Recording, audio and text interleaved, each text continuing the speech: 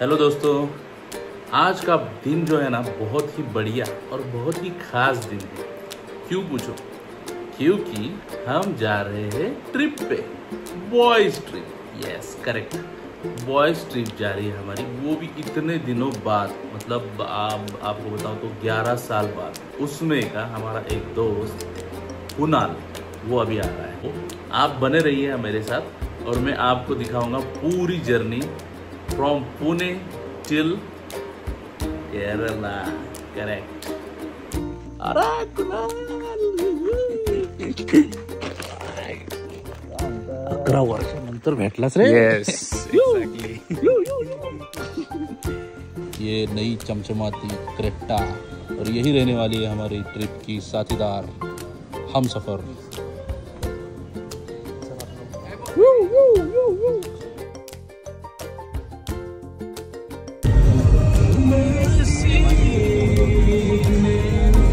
काढ रे कुण्या,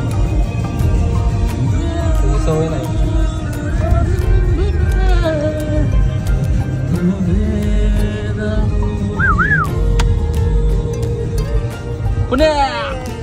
तर आपल्या सोबत आहे आता कुणाल, जो काल सकाळी आलाय।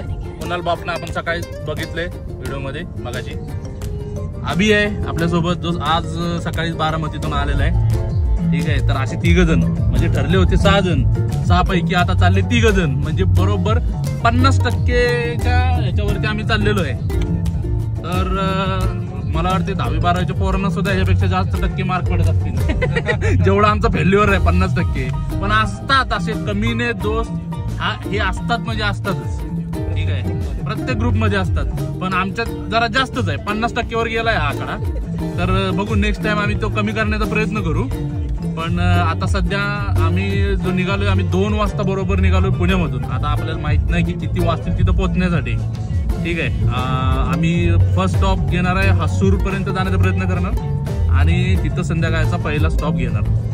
बट त्याच्या आधी जर समजा रात्र झाली तर त्याच्या आधी आम्ही तो स्टॉप घेईन।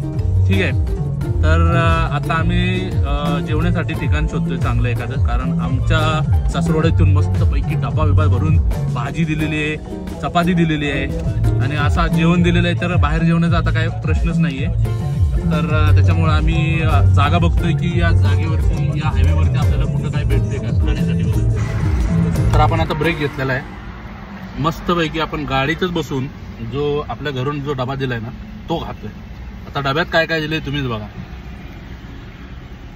बटाटा आणि वाटाणा मिक्स, आणि आपल्याजवळ खरडा आहे, खरडा दाखव रे। खरडा आहे, चपाती आहे, स्नॅक्सला चकली वगैरे पण आहे, एवढं सगळं दिलेलं आहे। आणि आपण मस्त पैकी हायवेच्या साईडला बसून गाडीमध्येच आपल्या फुल जेवण करतोय, विंडो ओपन करून छान पैकी इथं जेवण होत आहे। मला नाही वाटत की असलं सुख जे आहे कुठल्या हॉटेलमध्ये मिळत असेल। तर मला हेच म्हणायचं की तुम्ही सुद्धा घरातूनच जास्तीत जास्त जेवण पॅक करून घेत जावा, आणि घरच्या जेवणासारखी चवी कुठंच मिळणार नाही। ठीक आहे, ते बघा चकल्या विकल्या इथं पण आहे मस्त पैकी, आणि आमचं चाललंय खादीचं काम। हे झाल्यानंतर आपण निघणार आहे पुढच्या प्रवासाला।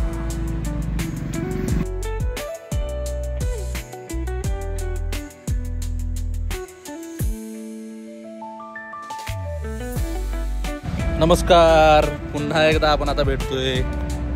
सध्या आता आम्ही आलोय सलगर चहा पिण्यासाठी, इथं स्टॉप घेतलेला आहे सलगर चहाचा।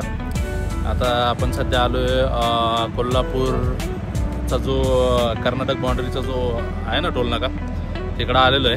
त्या टोल नाक्यावरती थोडंसं आम्ही चहा सर्च केला, पण आम्हाला असं कळालं की सलगर चहा जो असतो, थोडं विचारपूस केल्यानंतर कळालं की सलगर चहा खूप छान असतो। सलगर यांचा गुळाचा चहा काहीतरी चांगला आहे वाटतं, आणि मागच्या वेळी पण मी एकदा पिला होता तर तो छान वाटला होता। मग त्यामुळे मी विचार केला की ठीक आहे, तोच सलगर चहाच पिऊ आपण। पण तो ॲक्च्युली तिथं होता, आता इकडं बहुतेक शिफ्ट केला यांनी, टोल नाक्याजवळ होता तो, मग आता इथं मोठं केलं यांनी। आणि इथं मागं बघू शकता माझ्या पिझ्झा हट वगैरे पण आहे, KFC आहे, पिझ्झा हट आहे, आणि इंडियन ऑइलचं पेट्रोल पंप आहे। कुठं आहे हे? जस्ट टोल नाका क्रॉस केल्यानंतर लेफ्ट साईडला हा फ्लायओव्हर आहे ना, फर्स्ट फ्लायओव्हर आहे, हा न घेता तुम्ही खालून आला ना तुम्हाला भेटून जाईल। ठीक आहे. तर आत्ता जवळपास वाजलेत किती, जस्ट मिनिट मी टाईम बघतो. ठीक आहे, 6:30 वाजलेले आहेत. आम्ही निघालो होतो 2 वाजता पुणे सोडलो होतं आम्ही, कात्रजला होतो आणि 6:30 वाजता आम्ही जस्ट कोल्हापूर क्रॉस केले आणि कर्नाटकमध्ये एंट्री केलेली. आता आपल्याला बघायचं आहे की किती लांबपर्यंत आपण जाऊ शकतो. नाईट ज्या वेळेला सुरू होते ना, म्हणजे रात्रीचे 10, 10:30 सुरू वाजतील तेव्हा आपण स्टॉप करायचा आहे प्रवास आणि एक हॉटेल घेऊन आपण स्टे करायचं आहे आणि अर्ली मॉर्निंग लवकर निघायचं आहे. तर बघू किती लांबपर्यंत जाऊ शकतो आपण आणि कुठं स्टे होतो आहे आपला. होसूरला होतो आहे स्टे किंवा मग बेळगावलाच होतो आहे किंवा देवागिरी का काय असं, देवागिरी काय ती समथिंग गाव आहे, एक मोठं गाव आहे ते, तर तिथं होतं आहे.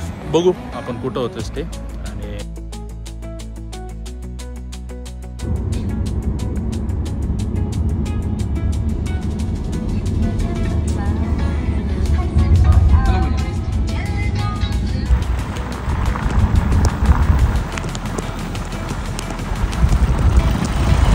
ही जी बिल्डिंग आहे किंवा हा जो महाल आहे, ह्या कशाचा आहे हा तुम्हाला माहिती आहे का? मला कमेंटमध्ये सांगा, कारण हे इतकं छान दिसतंय बट हे काय आहे आम्हाला माहिती नाही आणि जे काय दिलं होतं ते कन्नडमध्ये होतं, त्यामुळे आम्हाला कळालं नाही.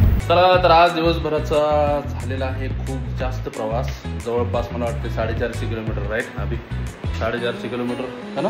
नाही जास्त. किती झाले टोटल? तर आज दिवसभराचं आपलं 560च्या आसपास आपलं रनिंग झालेलं आहे, 540 ते 560च्या दरम्यान.